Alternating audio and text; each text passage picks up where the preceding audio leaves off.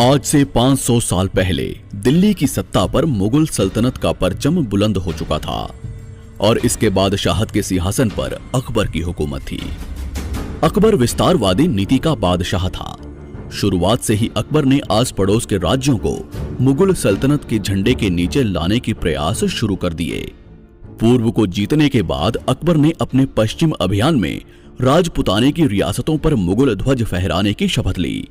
इसी के तहत राजपुताने में सबसे पहले आमेर रियासत ने अपनी पगड़ी उतारकर अकबर की बादशाहत वाली मुगल सत्ता को स्वीकार कर लिया। शुरू में तो राजपुताने की दूसरी रियासतों ने आमेर रियासत को एक तुर्क की अधीनता स्वीकारने पर धिक्कारना शुरू कर दिया, पर बाद में धीरे धीरे इन रियासतों ने भी अकबर की सत्ता को स्वीकार कर लिया। जब राजस्थान की बड़ी बड़ी रियासतें अपनी मदमस्त शान को गुलामी की बेड़ियों में बांधने में लगी हुई थी, उस वक्त मात्र मेवाड़ अपने स्वाभिमान की चमक बिखेरते हुए पूरी दुनिया के साथ खड़ा था। इस समय मेवाड़ पर राणा उदय सिंह का शासन हुआ करता था, जिन्होंने अपने पूर्वजों की भांति किसी की अधीनता को स्वीकार नहीं किया। इन्होंने अकबर को पत्र भिजवाया कि हमारे राजा सिर्फ भगवान एकलिंग जी हैं, हम तो मात्र उनके दीवान हैं। पर फिर भी अकबर ने राणा उदय सिंह पर भारी दबाव बनाना शुरू कर दिया। आस पड़ोस के राजाओं को उदय सिंह के पास भेजा जाने लगा। इन्हीं परिस्थितियों में दिन गुजरते रहे और एक दिन अचानक मौसम बदलने लगा। बादलों की घमासान गर्जना के बीच राणा उदय सिंह की सबसे बड़ी रानी माता जयवंता बाई ने एक पुत्र को जन्म दिया। मजबूत बदन, बड़ी आंखें, मुस्कान बिखेरता चेहरा बड़ा मनमोहक लग रहा था। राणा उदय सिंह ने महल की औरतों से अपनी रानी के हालचाल पूछे।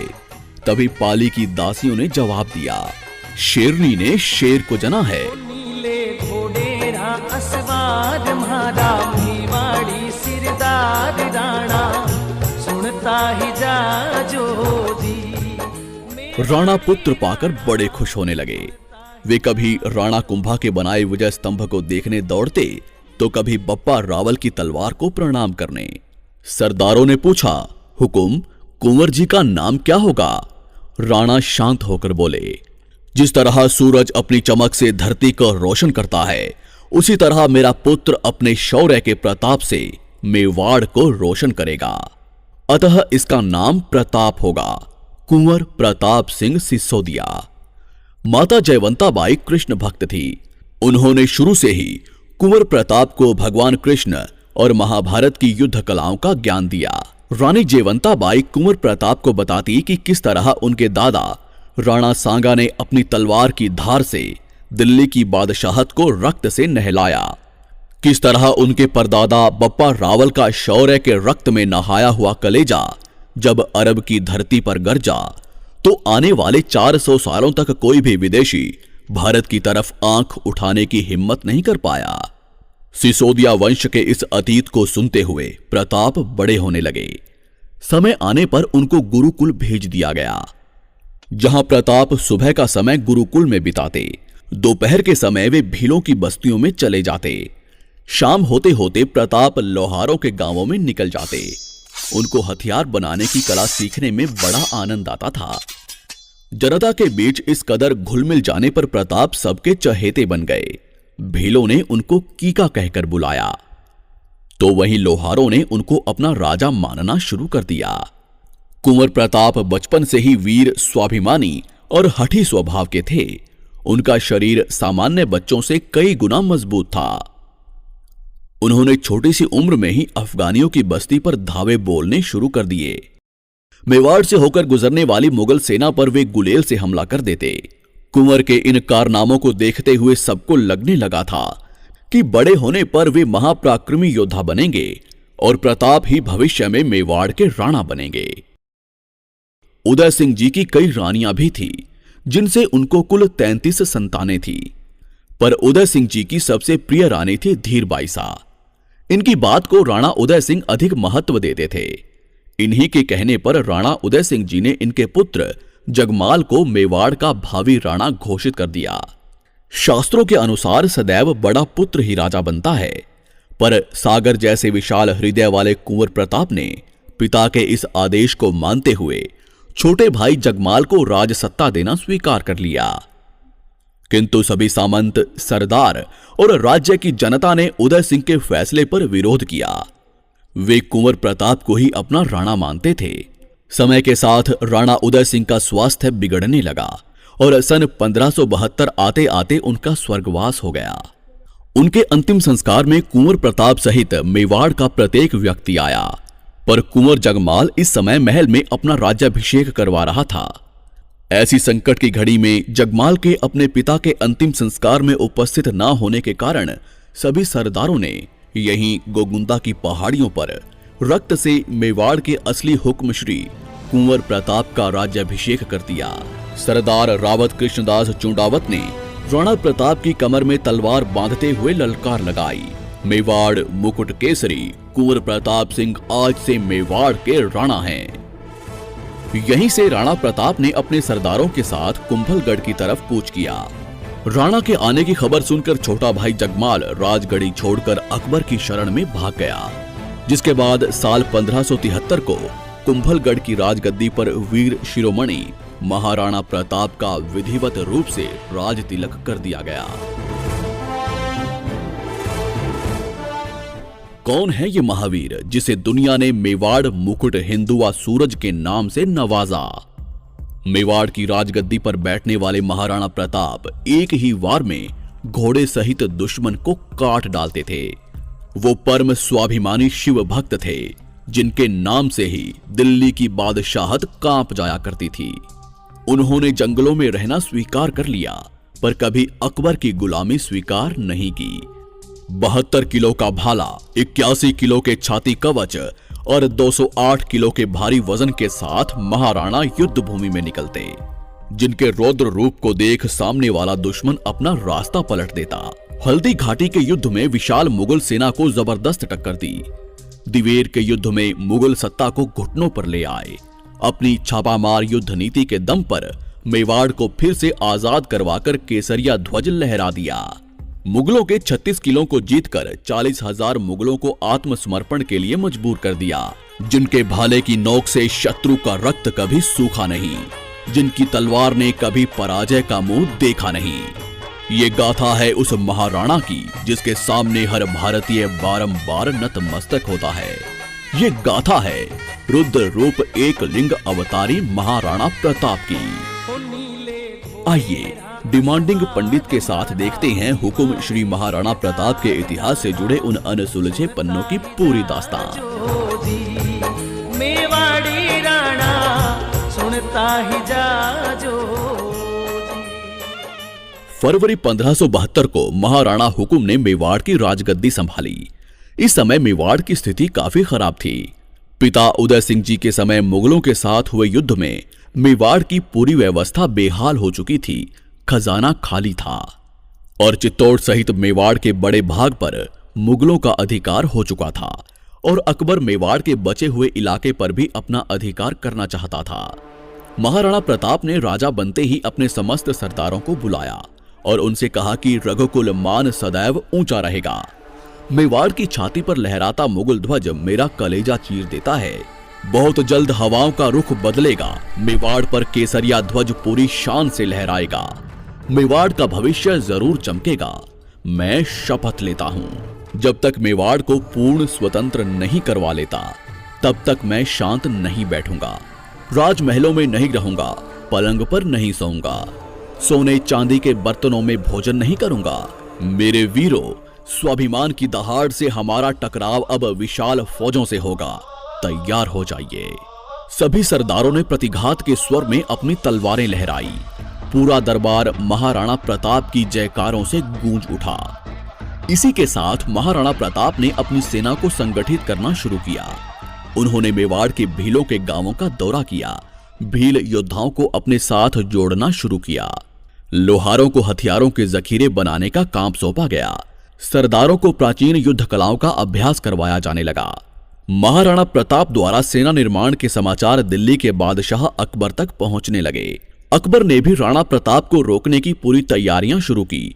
उन्होंने महाराणा प्रताप से अपनी अधीनता स्वीकार करवाने के लिए अपने दूत भेजने शुरू किए। इसी के साथ अकबर ने अपने दरबार के सबसे चतुर और वाकपटु दरबारी जलाल खां कोरची को महाराणा प्रताप के पास मेवाड़ भेजा। पर महाराणा प्रताप ने अधीनता की बात सुनकर जलाल को तुरंत रवाना कर दिया। इसके 1 साल बाद अकबर ने आमेर के राजा मान सिंह को महाराणा प्रताप के पास भेजा। इस समय महाराणा प्रताप उदयपुर में थे। मान सिंह सीधा उदयपुर आ गया। महाराणा हुकुम ने मान सिंह का एक अतिथि की तरह सत्कार किया। महाराणा प्रताप उदय सागर झील तक मान सिंह का स्वागत करने के लिए आए। इस झील के सामने वाले टीले पर आमेर के राजा के लिए दावत की व्यवस्था की गई थी। भोजन तैयार हो जाने पर मान सिंह को बुलावा भेजा गया।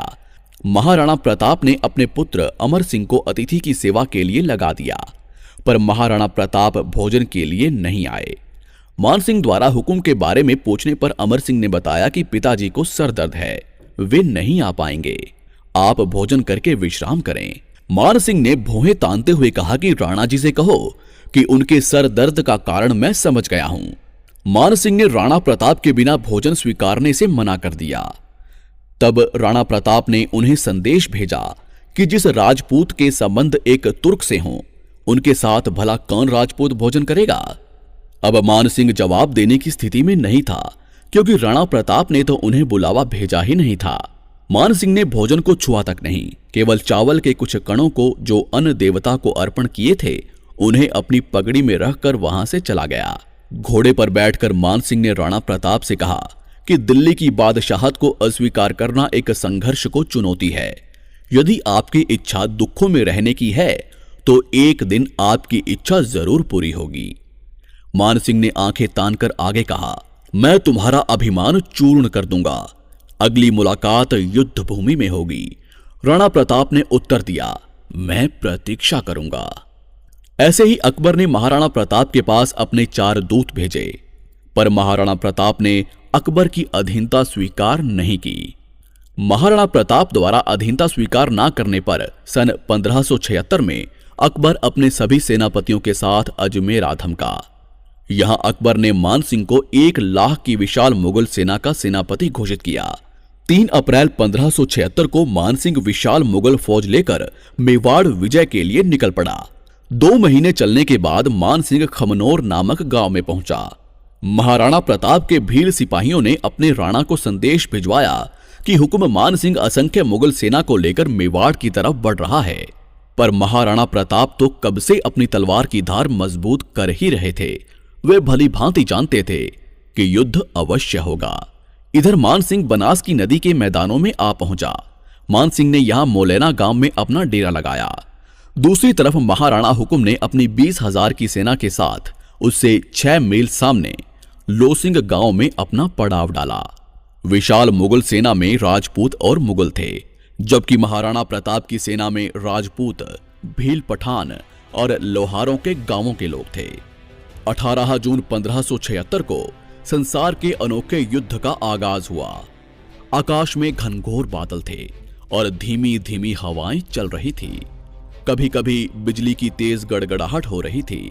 इसी बीच मुगल सेना आगे बढ़ने लगी। तभी महाराणा प्रताप ने अपने हरावल दस्ते को शत्रु पर प्रहार करने के लिए आगे भेजा।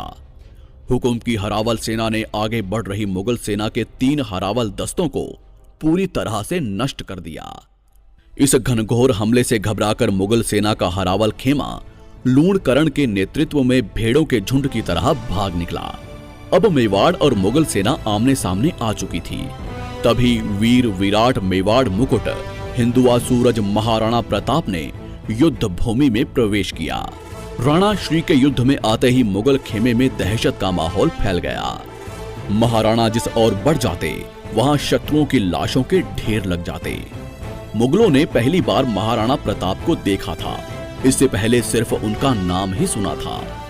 बंदायूनी ने अपनी किताब में महाराणा प्रताप के संबंध में लिखा कि वो बहुत लंबे, मजबूत और ताकतवर थे। प्रताप हाथ में तलवार लेकर जब चलते थे तो ऐसा लगता था कि मानो आधी सेना को अकेले ही लेकर डूबेंगे। उनके चेहरे पर सदैव गुस्से की लकीरें चमकती रहती थी। युद्ध भूमि में शुरुआत से ही किसी मुगल सैनिक ने उनको छेड़ने की हिम्मत नहीं की। महाराणा प्रताप की सेना ने 3 घंटों में ही लाशों के ढेर लगा दिए। घबराई हुई मुगल सेना अरवली की घाटी की तरफ भागने लगी। मुगलों को भागते देख सेनापति मेहतर खां जोर जोर से चिल्लाने लगा कि बादशाह सलामत अकबर विशाल सेना लेकर खुद युद्ध भूमि में आ रहे हैं। यह शब्द सुनकर भागती मुगल सेना सोच में डूब गई कि भागे तो अकबर मार देगा, नहीं भागे तो राणा मार डालेगा। महाराणा प्रताप अब मानसिंह को युद्ध भूमि में ढूंढने निकल पड़े, जिसने कहा था कि अगली मुलाकात युद्ध भूमि में ही होगी। तभी हुकुम ने देखा कि मानसिंह हाथी पर बैठा था। महाराणा प्रताप ने बड़े वेग से चेतक के अगले पैरों को मानसिंह के हाथी के मस्तक पर टिका दिया और अपने भाले से मानसिंह पर करारा प्रहार किया। पर मानसिंह अपने हाथी पर लगे हौज में छुपकर बैठ गया, पर राणा श्री के करारे वार से उसका महावत मारा गया। मानसिंह के हाथी की सूंड में एक तलवार लटकी हुई थी, जिससे चेतक का अगला पैर कट गया। इस समय तक महाराणा प्रताप के पैर में एक गोली लगी हुई थी। उनके शरीर पर असंख्य घाव थे, पूरा शरीर खून से लथपथ हो चुका था।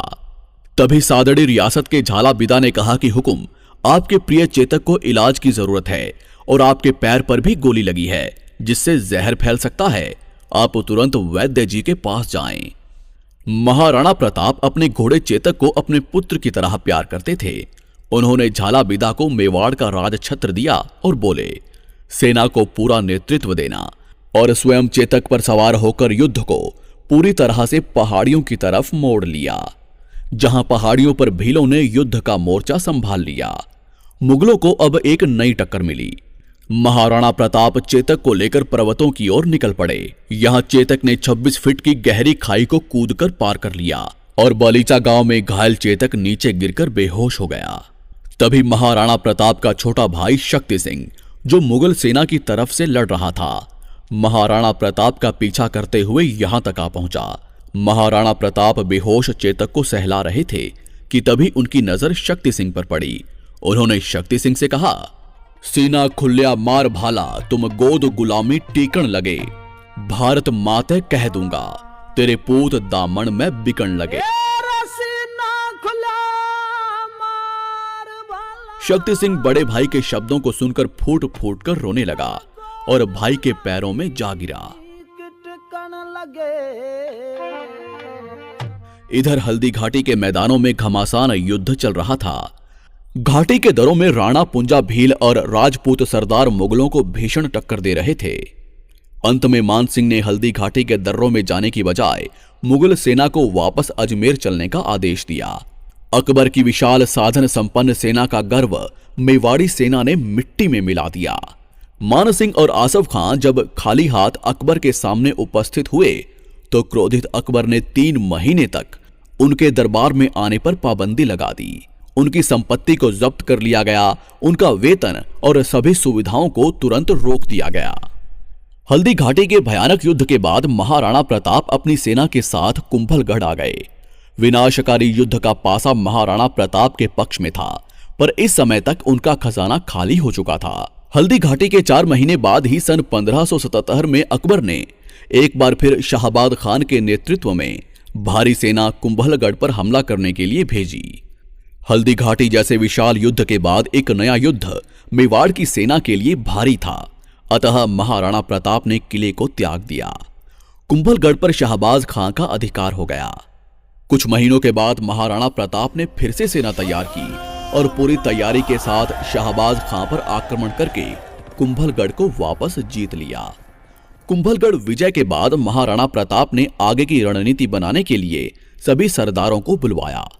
जहां सरदारों ने हुकुम से कहा कि हमें सिंध की तरफ निकलना चाहिए, जहां हम धन का बंदोबस्त करके एक विशाल सेना का निर्माण करेंगे और सीधा अकबर पर आक्रमण करेंगे। इसी उद्देश्य से महाराणा प्रताप भाण सोनगरा को कुंभलगढ़ का किलेदार नियुक्त करके गुजरात की तरफ निकल गए। आगे इसी रास्ते में महाराणा प्रताप ने शाहबाज खां को 2 बार पराजित करके वापस लौटने पर मजबूर किया। गुजरात पहुंचने के बाद महाराणा प्रताप ने चूलिया गांव में अपना डेरा लगाया, जहां परम दानवीर भामा शाह ने महाराणा प्रताप के लिए अपना खजाना खोल दिया। उन्होंने महाराणा प्रताप को 25 लाख रुपए की सहायता दी। इतने बड़े धन को पाकर हुकुम पुनः सेना की तैयारियों में जुट गए। बस यहीं से असली संघर्ष की शुरुआत होती है। महाराणा प्रताप ने सिंध जाने की बजाय पुनः मेवाड़ की तरफ कूच किया और सन 1582 में दिवेर के दर्रों में स्थित मुगल थानों पर आंधी के समान टूट पड़े। हुकुम रुद्र रूप धारण कर चुके थे। उन्होंने अपने सामंतों को आदेश दिया कि किले को चारों तरफ से घेर लो, कोई बचकर नहीं निकलना चाहिए।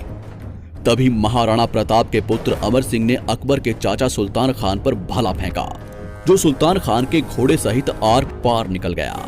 यहाँ 36,000 मुगलों ने महाराणा प्रताप के सामने आत्मसमर्पण कर दिया। महाराणा ने दिवेर के किले पर केसरिया ध्वज लहरा दिया। मुगलों की दिवेर हार से बौखलाए अकबर ने सन 1584 में महाराणा प्रताप को बंदी बनाने के लिए भेजा, पर जगन्नाथ कछवाहा बुरी तरह से पराजित हुआ। उसने महाराणा प्रताप से माफी मांगी और बकायदा हरजाना भी दिया। इसी के बाद महाराणा प्रताप ने कमल मीर के किले को जीत लिया, जहां अमर सिंह ने कमल मीर के मुगल अधिकारी अब्दुल्ला को कई टुकड़ों में काट डाला।